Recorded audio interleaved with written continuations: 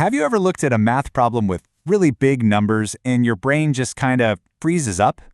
Well, today we're going to learn one simple trick that turns those scary-looking sums into something you can solve easily, maybe even in your head. Let's get right into it. All right, let's start with this one. Take a look. 4,523 plus 3,564. Now, you could line them up in columns and do it the old-fashioned way, but I'm going to show you a much cooler and I think much easier method. So, what's the secret? It's a method called partitioning or using expanded form. All that really means is we're going to break these big numbers down into their simple parts, the thousands, the hundreds, the tens, and the units. It's kind of like taking a big Lego model apart to see all the little bricks inside. We'll begin with that first number, 4,523. So, what is it really made of when you look closely? It's actually pretty simple. We've got 4 thousands, which is 4,000. Then 5 hundreds, making 500, 2 tens, so that's 20, and finally 3 single units. See? Each part is just broken down by its place value. Awesome. Now let's do the exact same thing for the second number, 3,564. You know what to do. So, 3,564 breaks down into 3,000 plus 500 plus 60 plus 4. And just like that, our one complicated problem has become a collection of simple, bite-sized pieces. Okay, so we've taken our numbers apart. Now what? Well, the next step is to just put the matching pieces together. And this is where the magic really happens. Here are the 4 simple steps we're going to follow.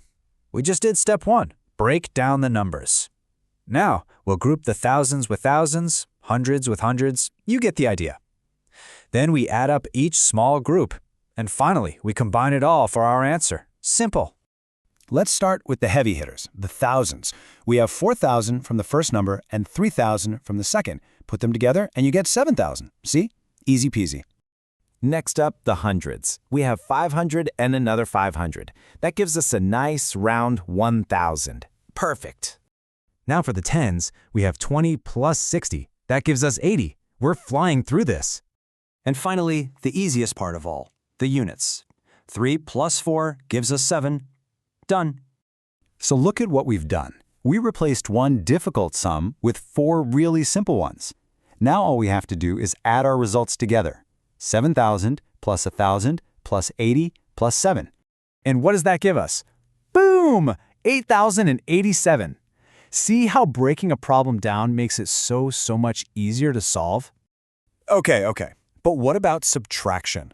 Does this trick still work? The great news is yes. This exact same method works perfectly for subtraction too. Let's try one out. Our new problem is 8,967 minus 5,422. And guess what? We start the exact same way, by partitioning both numbers into their place values, just like we did before. Nothing new here. And instead of adding the groups, well, this time we subtract them. We'll do thousands minus thousands, hundreds minus hundreds, and so on. Pretty straightforward, right? Exactly. Let's do it. 8,000 minus 5,000 is 3,000. 900 minus 400 is 500. 60 minus 20 is 40. And 7 minus 2 is 5. Now just add those results together. 3,000 plus 500 plus 40 plus 5 gives us our final answer. 3,545. Fantastic! All right, you've seen how it's done twice. I think you've totally got the hang of this. So now it's time for you to test your new skill. Here's your challenge problem. 5,737 plus 7,005. Go on, use the partitioning method we just learned. Go ahead and pause right here. Grab a piece of paper and a pen, break the numbers down, add the parts, and find the total. Don't worry, I'll wait right here for you. You've got this. Okay, you back? Are you ready for the answer? The correct answer is 12,742. How did you do? Hey, even if you made a small mistake, that's totally okay. The important thing is that you tried the method. So, well done. So let's just take a second to talk about why this is such a powerful method to learn. It's really more than just a trick. First, it makes these huge, scary-looking problems feel small and totally manageable. Instead of one giant sum, you have a few simple ones. Second, it helps you truly understand place value, what the 7 in 7,000 actually means. And finally, practicing this is going to build your confidence like crazy, and it's a great step towards doing mental math much faster. So the key takeaway is this.